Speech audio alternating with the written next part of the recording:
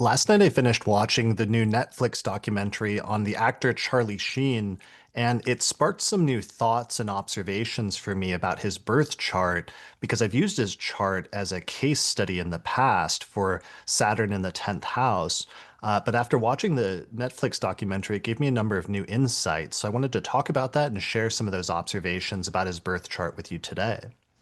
All right, so let's jump right into it by pulling up his birth chart because we have a timed birth chart for Charlie Sheen. So Charlie Sheen was born with Gemini rising, and the ruler of the ascendant is Mercury, which is in Leo in the third whole sign house, co-present with the IC in a night chart. So, Charlie Sheen was a famous actor, especially in the late 1980s, 1990s, and then made a transition into doing television roles in the 2000s and early 2010s. But then he had this like very legendary downfall due to drug abuse, basically issues where he was the highest paid actor in Hollywood, but then he ended up like quitting or getting fired from this job where he was the highest paid actor in Hollywood due to his drug abuse issues and due to essentially like bad behavior and erraticness and things like that. So I had previously used him as an example chart because he has Saturn in the 10th house in Pisces in a night chart. And so, based on the doctrine of sect, the most challenging planet in a person's chart is Saturn and its house placement in a night chart. And so, for him, that's in the 10th house of career. And what's so interesting about that placement, or what I always found interesting about it, is just he was somebody who was able to achieve the heights of stardom in terms of becoming a leading man in Hollywood and a leading person in terms of his profession as an actor, but then he basically kind of like threw it all away based on his actions and based on some of his issues with addiction and other things like that. So it was a really good case study of somebody that suffered a major downfall in the area of career and public reputation and other things like that, while having the most difficult planet in the 10th house of career. So it was illustrative because it was sort of like having the most challenging planet in his case in the 10th house of career did not mean that he would not be successful or would not achieve the heights of stardom, but rather in his instance, it was that he would achieve those heights, but then end up basically throwing it all away or ending up suffering a significant downfall while at the height of those things. So that was always my like original primary take on his chart when I was using it in like the mid 2000s, not long after he had had that downfall around the like 2011, 2012 timeframe. But what was interesting about the documentary, which just came out last month, is that it was actually released on September 10th. So the documentary was released on Netflix on September 10th, and the day before that, he released a memoir on September 9th. And what was fascinating about that to me is that if you look at the transits, that was immediately after an eclipse had just taken place, a lunar eclipse just took place in Pisces, and after Saturn retrograded back into his 10th house, because Saturn retrograded back into Pisces at the very beginning of September. So, and here's the lunar eclipse, which took place on September 7th, just like a couple days before the memoir and the documentary came out. And so for him, this is on the one hand part of finishing up his second Saturn return, with Saturn coming back to its natal position and activating that natal placement in his 10th house. So to a certain extent, it's like things coming full circle and revisiting the past and revisiting some of the not just his life and his career, but also the documentary focused a lot on some of the mistakes that he made, some of the issues that he had with like drug abuse, with different scandals, different types of addictions like addiction and other things like that, and focusing on a lot of those kind of like troubles and shortcomings and things that ended up acting as major obstacles in terms of his career and his reputation. So on the one hand, it's like this is Saturn in the second Saturn return, reviewing some of those things from the past 60 some odd years. And then also we have an eclipse taking place, a lunar eclipse in the sign of Pisces, indicating a major beginning and a major ending when it comes to that area of the life. So um, that's also sort of indicative of writing a memoir and sort of writing out and coming to terms with some of those past events and shedding light on them, while also, obviously, to some extent, trying to steer the narrative on certain things or what have you. So those are some of the activations in terms of the transits and how it was kind of like reactivating something I was already familiar with in his chart in terms of that Saturn placement in the 10th house and shedding additional light on it or putting the spotlight back on that sector of his life and sector of his chart. So the parts that I was not, though, expecting or wasn't as familiar with was um, one of the things is that the documentary made a lot of sense for me. It clarified a lot of things about the ruler of his ascendant. So he was born with Gemini rising and Mercury's in Leo in the third whole sign house, which is the place of siblings. But then it's also co-present with the degree of the IC, which is also in the third house in the place of siblings. And the IC represents the home and especially the parents. So we have this interesting overlap between basically the ruler of his ascendant, which is one of the most important planets in his chart that helps to dictate part of his overall life direction and narrative and focus and identity. And that planet is wrapped up in the sector of the chart that signifies parents as well as siblings. And one of the things that the documentary focused on was one, how his relationship with his brothers, and especially his older brother, Emilio Estevez, who's also a famous actor, was super important in terms of his life in general, but also in terms of his career and getting started with his career. But then also how his father was very important because his father was a famous actor, is a famous actor, Martin Sheen, and how Charlie ended up following in his footsteps to some extent. So I was really seeing that ruler of the ascendant in the third slash, let's say, fourth house, since it's co-present with the IC, really coming into focus in a major way. And um, in terms of the brother aspect of it, so one of the things that it showed a lot about his early life is it showed all these old home movies that him and his brother grew up making, both together. They were making films, but also they were making these films together with some of their neighborhood friends, which included like famous actors like Sean Penn and his brother Chris Penn and other people that lived in the neighborhood. So you could get some of the other like third house components there of like those childhood friends that you grow up with, but also especially featuring his brother and him and his brother working together so closely to make some of those early movies as like kids and teenagers and to get some of that early experience acting and working in movies and film and cinema at that time in their life and how crucial that was for both of them and how that shows up with the ruler of the ascendant in Charlie's chart. So that was one of the major things that I noticed in terms of understanding better the third house focus and then how his brother continues to be, it seems like a really important player in terms of Charlie's life, his brother Emilio Estevez. And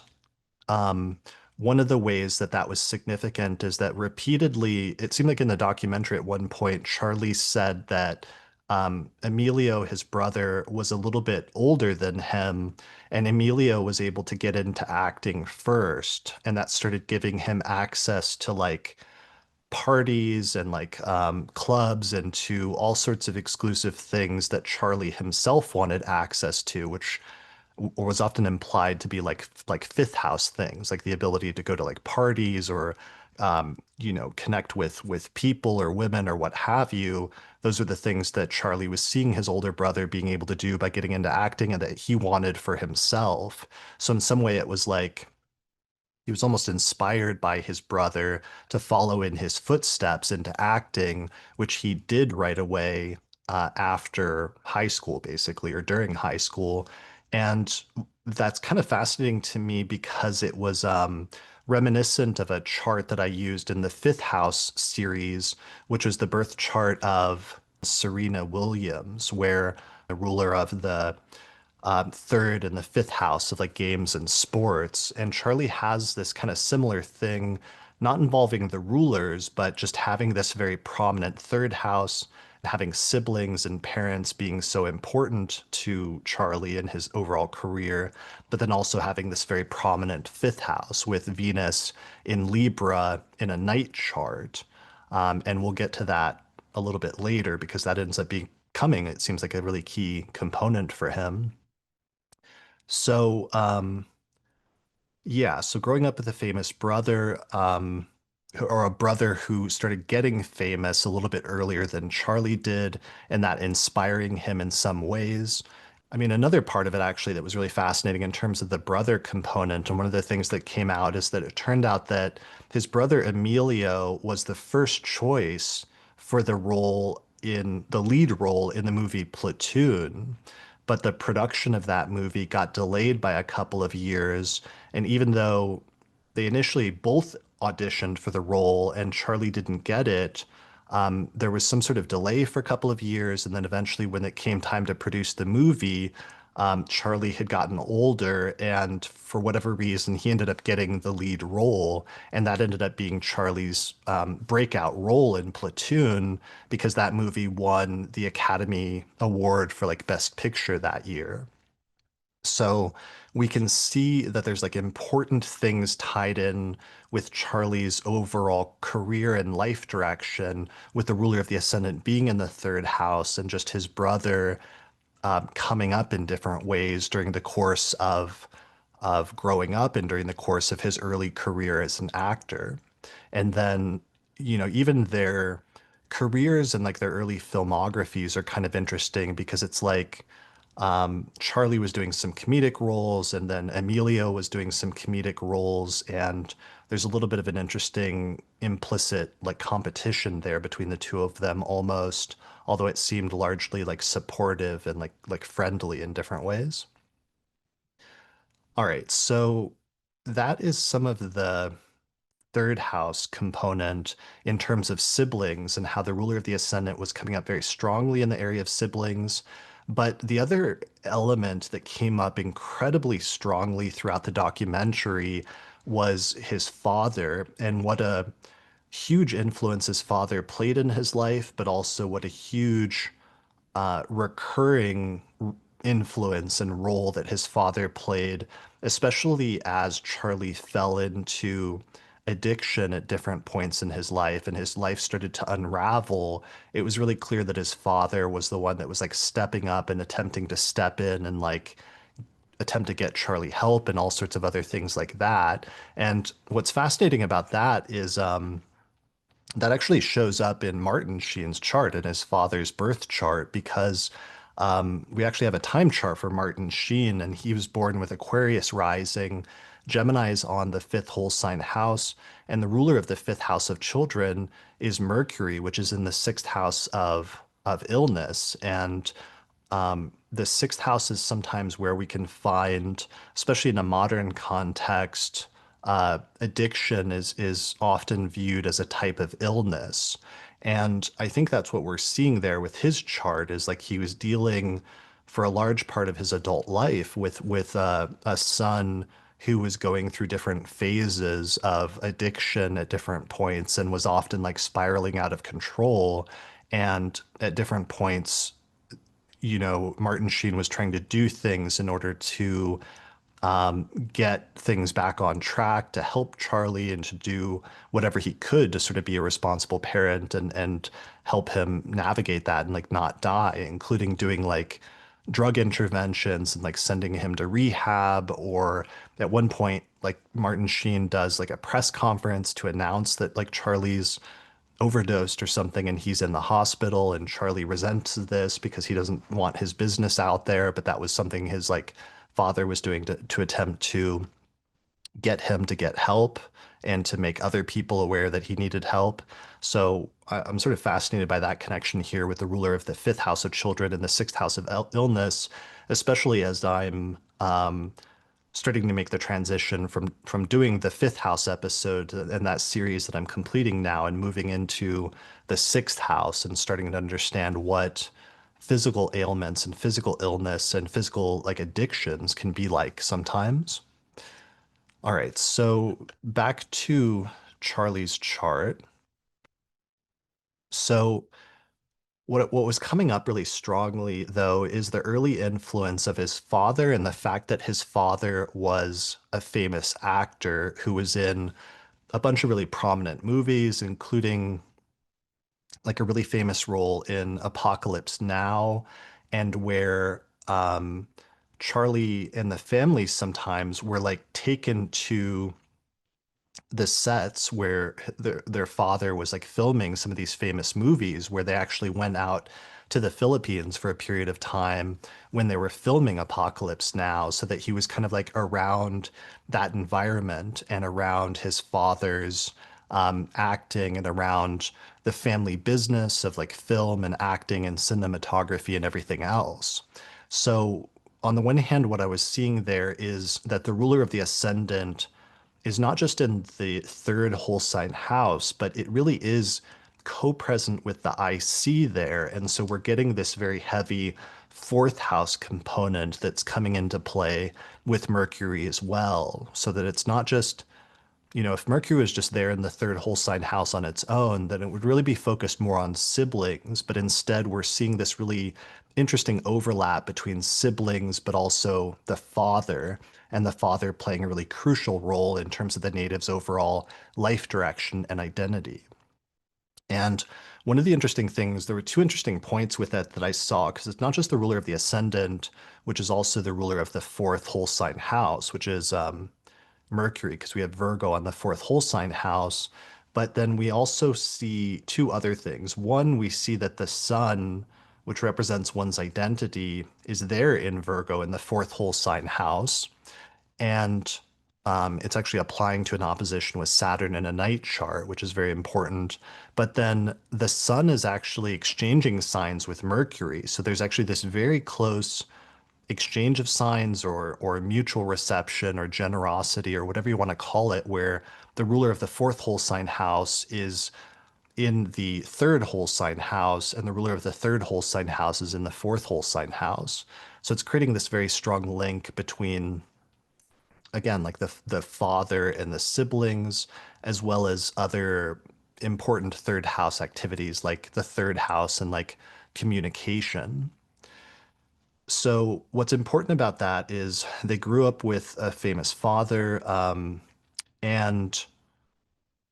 one of the notes that I found, or one of the statements that Charlie made that I found really fascinating, is that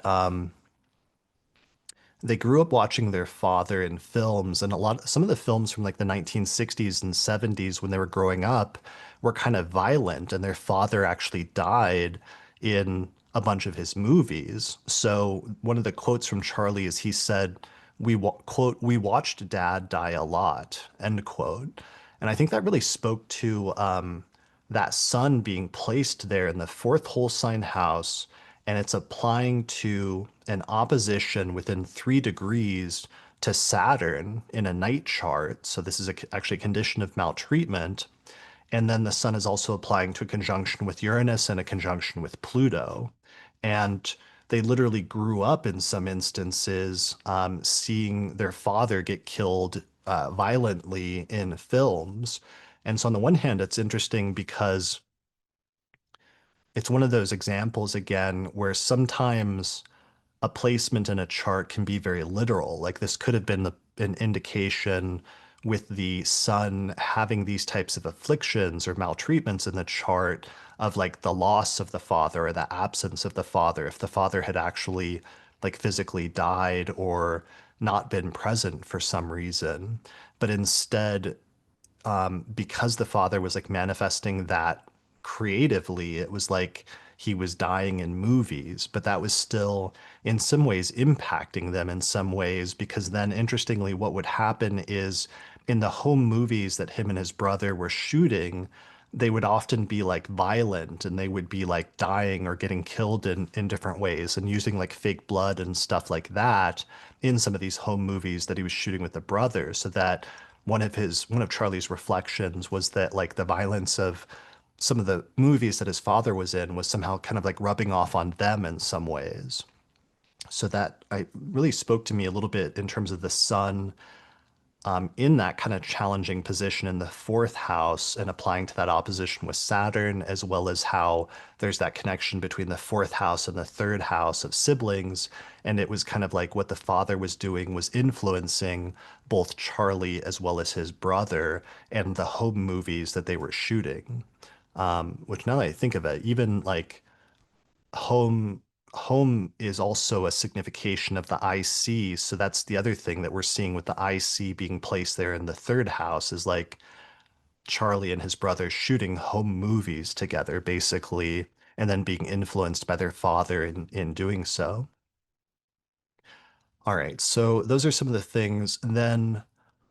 when Charlie starts getting older, he's like in high school. He's doing very badly in high school, but he sees his brother Emilio acting and being successful, and he wants that. So he starts to get into acting, and he makes a deal with his parents at one point to try this acting thing over the summer. And if it doesn't go well, then he'll go to college and he'll study cinematography or something like that, even though he didn't pass high school. So, two of the things that I found really interesting, one is that um, the family name for his father's original name was Martin Estevez because his father was actually from Spain, but Martin Sheen, his father, Charlie Sheen's father, adopted the name Sheen as a stage name when he started acting because of issues with like racism in New York in like the 1950s or something like that, that caused him to pick a stage name that he thought would be easier for casting and other things like that. But Martin Sheen said that he kind of regretted that, and he always kept on his official documentation that his actual official name is Martin Estevez. So what's interesting is that when Charlie and his brother grow up, his brother Emilio decides to keep the family name. So we know Emilio today as Emilio Estevez, and he became really famous as an actor in the 1980s and 1990s using that name. But Charlie, at some point when he's like 18 or 19 or so, when he's starting to get into acting, he decides and he pitches to his father that he's going to keep his father's stage name because he likes it better. He thinks it's going to be easier for him to get into Hollywood as a result of that, and like a few other things like that. Then it will be, he also pitches that it'll be like continuing that aspect of the family lineage so that one son is continuing the stage name of Sheen and the other son is continuing the family name of Estevez. So I thought that was really interesting because the first house and the ruler of the ascendant can sometimes be tied up with the native's identity. And as I've been doing the houses series, the keyword of identity with the first house and the ruler of the ascendant has become very important and it's very clear that identity is like a very important piece of that, and part of your identity is your name. And as we've seen in the houses series, sometimes when there's a connection with the first house, there's something coming up with respect to your name. So what's fascinating about that is having the ruler of the ascendant in Leo co-present with the IC, part of whole thing surrounding Charlie and his brother is just that like one of them has the original family name of Estevez, whereas Charlie decided to adopt his father's stage name of Sheen, and that becomes part of how he becomes a famous actor in Hollywood, partially using his famous father's name. And so, on the one hand, you could talk about we've talked about in some of the other examples or other episodes in like the Fifth House one, we were talking about some instances of like children who followed in the footsteps of their parent in a specific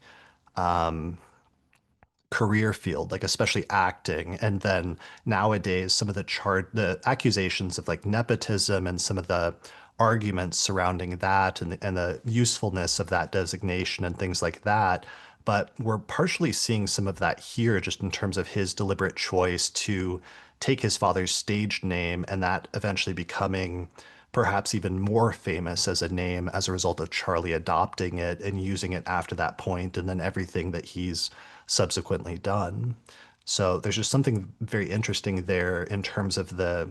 issue of names and how it's wrapped up in both his father and his brother's legacies, as well as his family legacy that's really coming through there with that ruler of the Ascendant placed in the third house and co-present with the IC. All right. So those are some of the things I was noticing with all of that, and then just how important both his father and his brother were during the course of his life. Interestingly, one of his brothers does appear in the documentary, but his older brother Emilio and his father both decided not to appear in the documentary. And there were kind of like footage of them was used at different points, but and they were obviously very big characters in terms of the overall narrative and scope of Charlie's life, but it was an interesting absence that both of them chose not to, for whatever reason, appear in the documentary. Okay, so one of the things I wanted to get into, and one of the things we had to talk about that came out really strongly is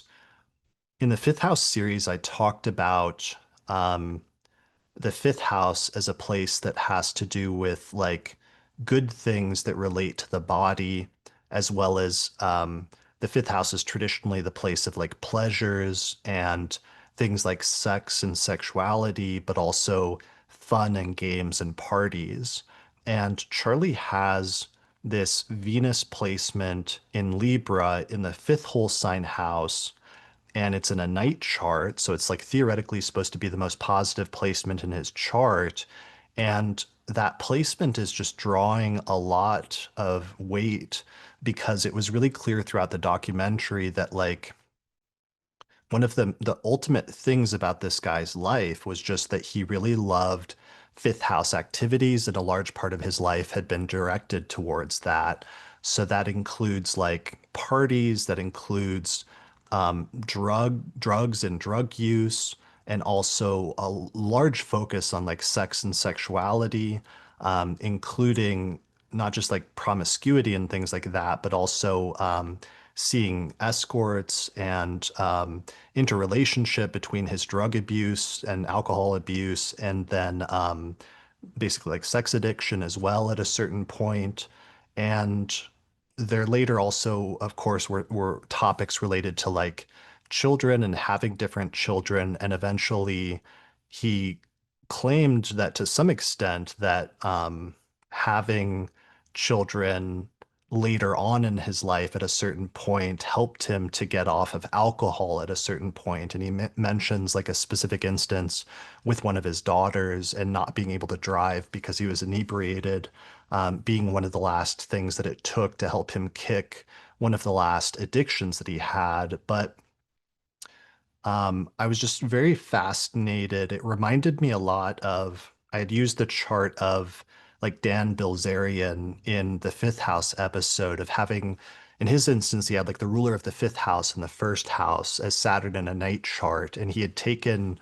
partying and sex and things like that to the ultimate extreme to the point that it almost killed him. And you almost see like a similar thing in Charlie Sheen's chart where that Venus placement and the pursuit of pleasure and fun and enjoyment is almost like the ultimate thing that he was focused on. And even when asked about his motivation for getting into acting and things like that, it seemed like his motivation wasn't, at least in terms of what he said at the time, wasn't necessarily just like the love of self-expression or creativity or acting for acting's sake, but he wanted to get into acting at least as a teenager because he could see that it would give him access to like parties and to women and to drugs and all of these other sort of like luxuries and other things that he wanted to have access to and that he could see his brother was starting to get access to or that his other friends were he was growing up with who became actors as well. So that fifth house Venus placement is just drawing like a lot of attention and focus in his life. But it's interesting that the way that it worked out was just like um, a focus on bodily pleasures and taking that almost to like the utmost extreme and almost to the point where honestly it should have killed him and he should have died several different times. And that's where we get into a couple of other interesting things about the chart, one of which is he has this like Mars Neptune conjunction in Scorpio in the sixth whole sign house. And I think that to a certain extent is where some of the addiction issues are coming from in terms of that Mars Neptune conjunction in the sixth house of illness and the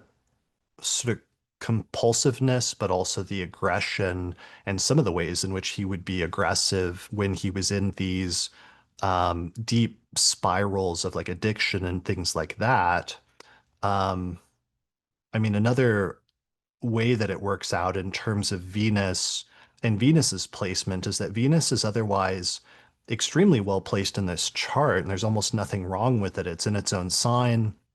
It has a sign-based trine from Jupiter. It has no hard aspects. It's completely an aversion to both of the malefics, so you'd think it'd be fine, but um, it's not just ruling the fifth house of pleasures, but it's also the ruler of the 12th house. And I think that's where this other element comes into play because the 12th house can represent self-undoing, it can represent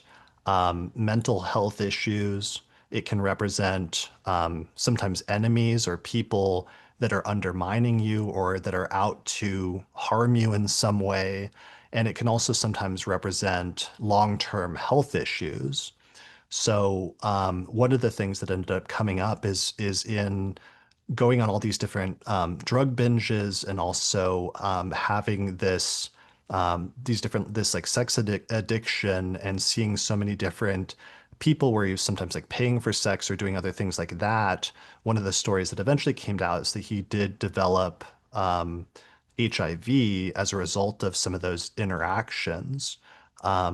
He was also doing like drugs at the time, so I'm not sure if it was ever confirmed necessarily like how he got it or if that was ever clarified. But there were some 12th house issues that kind of get imported into the fifth house as a result of Venus ruling the 12th and being placed in the fifth, even though it's otherwise very well placed. On top of that, he was sometimes paying like lots of money as a result of extortion due to different sex-related things, including evidently like being in the closet and being bisexual, but then trying to keep that private and being extorted and paying lots of money in relation to that was one of the things that he talked about. And I think that's also an interesting manifestation of having the ruler of the 12th house of enemies and the fifth house of sex. Um, yeah, so there was a lot of things wrapped up in there that were kind of interesting and eye-opening about some of these placements. And it's like, for the most part, he obviously got a lot of enjoyment from that Venus placement in the fifth house, but then it also, in some instances, led to a lot of major issues and a lot of major like self-undermining, a lot of issues with addiction, and a lot of issues with like enemies as well who were taking advantage of him in different ways. All right, so the last point that I noticed, though, that's really interesting to tie all of this together is I don't know if I had ever noticed this before, but it turns out that the ruler of his ascendant is actually enclosed by both of the benefics, which is a highly significant condition of bonification, where the ruler of the ascendant, which represents the vitality and life force of the native is actually being protected in his chart. And this is one of the craziest things that I hadn't seen before, where so he has Gemini rising, Mercury's the ruler of the ascendant, it's at 23 degrees of Leo. And what's interesting, if you look at it, it's separating from a sextile with Venus at 18 degrees of Libra, and Mercury is applying to a sextile with Jupiter at 28 degrees of Gemini. So that means it's like separating from one benefic and it's applying to the other, but it also means that the aspects or the rays of both of the benefics are being sent into Leo and are landing on either side of Mercury and therefore protecting it and providing it with this like protective encasing or enclosure. And the traditional definition of maltreat of bonification and of enclosure, specifically from the Hellenistic tradition, from authors like Antiochus and Porphyry and Rhetorius, is that the benefics have to enclose the planet within 7 degrees on either side of the planet. And indeed, with Mercury at 23 degrees of Leo, Venus sends the sextile ray to 18 degrees of Leo, which is within 7 degrees of Mercury. And then Jupiter sends its sextile ray to 28 degrees of Leo, which is also, again, within 7 degrees of Mercury. So this is actually classically like a perfect case of enclosure. And what I realized during the course of this documentary is that this guy like should have died many, many different times. And I think there's many other people who maybe have struggled with drug addiction and drug abuse, basically, who wouldn't have survived a lot of the things that he ended up surviving and living through. And he was weirdly protected at different points in his life, or got incredibly lucky that he made it through as far as he is today, still relatively in one shape. And on the one hand, it's like we see Jupiter there in Gemini and it's in the first whole sign house. So that's providing some protective function in and of itself, giving him perhaps like a better physical constitution than other people, especially in terms of just like, I think it said at one point in the documentary just that they almost remarked that he himself seemed to have a better physical constitution to have been able to survive all of the things that he put his body through. So I think that's partially coming from Jupiter in the first house, although Jupiter, it's like this is a night chart, so that's not as positive or protective of a Jupiter as it could be. But the thing that is protective is the fact that Mercury is actually enclosed by both of those benefics. And I think that's the primary function that that's serving. And I think that provides some really interesting insight then into the nature of enclosure, where it's like, he lucks out and he doesn't die, or he survives a lot of physical things that otherwise could have killed him, or he gets help, for example, from his family and from his parents, or occasionally from friends who end up helping him out in different ways. Um, he is able to make a comeback at different points in his life, even though he's burned a lot of bridges. His ex-wife, for example, like Denise Richards, still helps him out and like takes care of him during some of these drug binges, even though, he had burned bridges with her a lot prior to that time and even become violent. Um, Even after he was diagnosed with HIV, it's like he was able to afford the different drug cocktails and things like that in order to make it so that it hasn't affected him as much, or he was able to continue living and having like a full life, and then going on to write like a memoir and have a documentary made about him and that he participated in and everything else like that over a decade later. So it's just like there's many different ways in which, even though he's often thrown a lot of things away, or like gotten to the top of things and then caused his own downfall with Saturn in the 10th house in a night chart. And there's like that aspect of things in terms of his chart. There's this other aspect of things with the ruler of the ascendant, where he's been incredibly lucky and incredibly protected in different ways. in just to which is just demonstrated by the fact that he's still around to this day and able to write a memoir or participate in a documentary just talking about so many crazy things and so many crazy reasons why he perhaps um, wouldn't have survived up until this point, or where other people who he talks about at different points in the documentary and memoir themselves didn't survive. Like he tells this story of the woman who first introduced him to crack and how, she's not around or is not alive anymore and different things like that. So that was one of my main and ultimately like most, I don't know, striking takeaways for me was just like that it was a very striking case of enclosure and how that's worked out now that, it's been more than like 10 years since I originally used his chart with that Saturn in the 10th house example, and that he's still alive and kicking and everything else, and has somehow sort of made it this far. And I think we can see why through that benefic enclosure, and that may help to give us some insight into other times when we might see an enclosure like that in the future, like what it actually means or what kind of protective function an enclosure can actually provide. All right, so the last point that I made, and I should have made this point earlier, but I'll just make it here. So what's really fascinating about this is that he's a Gemini rising, and he published a book and a documentary on the Pisces eclipse this past month with Saturn returning back into Pisces. And one of the things that he was doing was like basically reflecting on past instances where he really messed up or where he really dropped the ball, and talking about what happened and why and different things like that. And what's fascinating is my partner, Lisa Shine, pointed out to me that there was another Gemini rising who just released a book this past month reflecting on past things that were messed up. And that was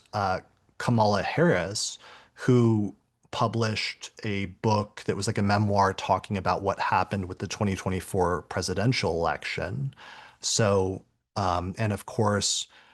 that was taking us back to a year ago where there was that Pisces eclipse that was just before the US presidential election, and Saturn stationed in her 10th house. And then a year later, she's like returning back to it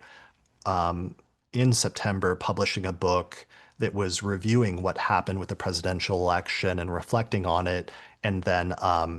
Saturn's just retrograded back into her 10th house, and there's the Pisces eclipse there. So those are two really fascinating instances, obviously like very different people, very different charts, and yet there's still an interesting commonality of the fact that those two transits of Saturn and the Pisces eclipse are both taking place in their 10th house. And for them, part of what that involved was looking back into the past and reflecting on some of the things that went wrong. So that was one of my final takeaways from just watching the documentary, and some of the things that I saw as an astrologer that stood out to me. There was a bunch of other like problematic stuff and other mysterious things about the documentary that I didn't really have an astrological take on, and all sorts of other things like that. So I'm certainly not endorsing or glorifying in any way by talking about this, but rather just wanted to share some of the thoughts that it sparked in me and observations that it sparked in me as an astrologer and as somebody who had used his chart before, like over a decade ago. And then how sometimes when you learn more about a person's life, you come to a deeper understanding of what some of the different chart placements are about. And that's especially the case on the one hand with like celebrities. When you get to see their life play out over a longer span of time, you can sometimes understand different placements better when additional events happen. But it's also the case of just when you're working with celebrity charts in general, you only know oftentimes like some of the surface things about them. And sometimes it's not until something like a book or a documentary is made about them that you can really get some deeper insights into what's going on behind the scenes. And then at that point, sometimes some of the additional chart placements are kind of fleshed out in really new and interesting ways. And so that's one of the reasons why I always like watching just documentaries about different people that we know that we have a birth time for, because then as an astrologer, you're always like sitting there in the back of your mind thinking about the chart placements as you watch this person's life and sort of biography play out in front of you. So yeah, so that was my experience. If you have any observations, I hope you enjoyed this video. If you have any other observations about his chart, things that I overlooked, let me know in the comments below this video on YouTube. Also, if you have any recommendations, now I'm kind of like excited and I'd like to watch some other documentaries about other figures that we have birth times for. So if you know anybody that's like famous that we have a solid birth time for where they've made a documentary on recently, let me know in the comments because maybe that'll become one of my next chart studies. All right, I think that's it for this video. So thanks for watching or listening, and I'll see you again next time. If you're a fan of the podcast and you'd like to find a way to help support my research, then consider becoming a patron through my page on patreon.com. In exchange, you'll get access to subscriber benefits such as early access to new episodes, the ability to attend live recordings, the monthly Electional Astrology podcast, an exclusive podcast series called the Secret Astrology Podcast that's only available to patrons, or you can even get your name listed in the credits. For more information, go to patreon.com/astrologypodcast. Special thanks to patrons on my producers tier, including patrons Christy Moe, Ariana Amour, Mandy Ray, Angelique Nambo, Issa Sabah, Jeannie Marie Kaplan, Melissa Delano, Sunny Bazbaz, Kwatsi Alabarahu, Annie Newman, Ginger Sadlier, Berlin West, and Nikki Crawford. People often ask me if I'm available for consultations, but unfortunately I'm not right now because the podcast takes up so much of my time. However, I did create a consultations page on the Astrology Podcast website that has a list of astrologers that I recommend for astrological consultations. You can find that at theastrologypodcast.com/consultations. The astrology software we use here on the podcast is called SolarFire for Windows, which is astrology software for the PC. You can get a 15% discount by using the promo code AP15 at the website alabe.com. For Mac users, I recommend the software AstroGold for Mac OS, which is astrology software for the Mac computer made by the creators of SolarFire for the PC. You can get a 15% discount with the promo code AstroPodcast15 through their website at astrogold.io. If you're really looking to deepen your studies of astrology, then I would recommend signing up for my Hellenistic Astrology course, which is an online course in ancient astrology where I take people from basic concepts up through intermediate and advanced techniques for reading birth charts. There's over 100 hours of video lectures, plus monthly webinars and Q&A sessions, and then at the end of the course you get a certificate of completion saying that you studied with me if you pass the final written test. Find out more information at theastrologyschool.com. Finally, shout out to our sponsor for this episode, which is the United Astrology Conference, which is happening September 3rd through the 9th, 2026 in Chicago. Find out more information at uacastrology.com.